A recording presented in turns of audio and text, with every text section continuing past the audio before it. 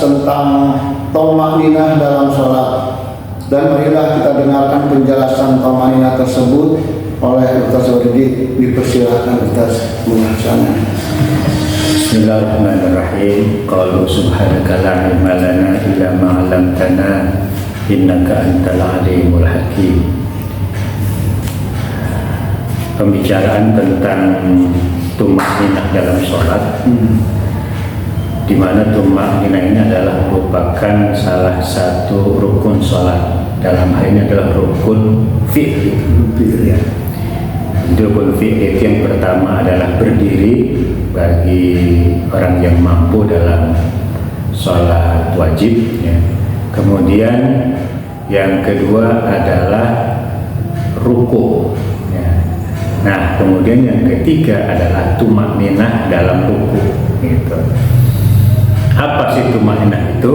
Ya, ada beberapa definisi yang para ulama ungkap tentang tuma'ninah ini. Yang pertama definisinya adalah at-tuma'ninatu hiya sukunun ba'da harakatin bihaitsu yastaqirru kullu udwin mahallahu biqadri subhanallah. Tuma'ninah itu adalah diamnya seseorang yang sholat itu setelah dia bergerak,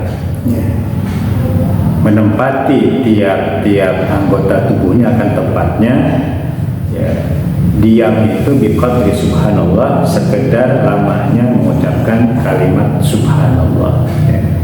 Atau dalam kitab yang kecil, ya, itu lebih singkat lagi definisinya adalah sukunul a'dha'i biqadri subhanallah. Ya. Diamnya, tenangnya anggota tubuh ketika sholat biqadri subhanallah, sekedar lamanya kalau kita mengucapkan kalimat subhanallah. Gitu. Itu namanya tuma'ninah. Contoh misalnya ketika kita sedang ruku, ruku ya Allahu Akbar. Nah, ketika ruku ini diam sebentar, ya, sekedar baca subhanallah saja, nah, diam sekedar subhanallah selama itu, maka itu sudah termasuk tuma'ninah. Ya. Apalagi kalau kita bacanya itu lebih dari itu, bahkan sampai 3 kali, subhan rabbiyal azim wa bihamdi, subhan rabbiyal azim wa bihamdi, subhan rabbiyal azim wa bihamdi, itu lebih dari tuma'ninah. Sekedar kita baca subhanallah saja, ya, itu sudah termasuk tuma'ninah. Itulah yang disebut dengan tuma'ninah. Jadi janganlah sampai ketika kita melakukan ruku misalnya, ya, anggota tubuh kita belum sempat tenang dia udah bangun, ya. Gitu, Allahu Akbar, belum sempat tenang dia udah bangun lagi. Nah, itu namanya tidak ada tuma'ninah. Karena tuma'ninahnya ada di 4 tempat. Pertama tuma'ninah pada ruku, kemudian tuma'ninah pada i'tidal, kemudian tuma'ninah pada sujud, dan tuma'ninah pada duduk antara 2 sujud. Nah, itu ada tuma'ninahnya. Ya.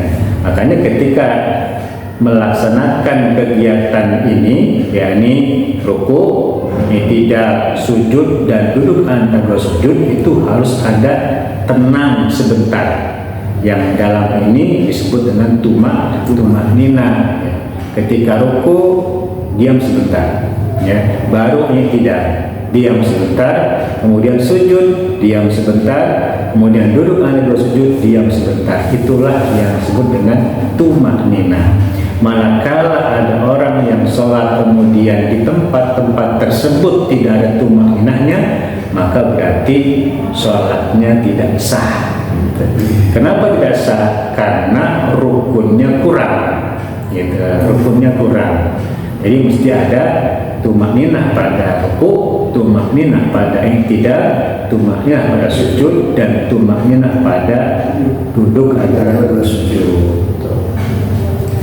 Itulah yang disebut dengan tuma'ninah. Ya, mudah-mudahan ya ada manfaatnya. Insyaallah pada kesempatan lain kita akan lanjutkan dengan rukun fi'li yang berikutnya. Ya, terima kasih atas penjelasannya.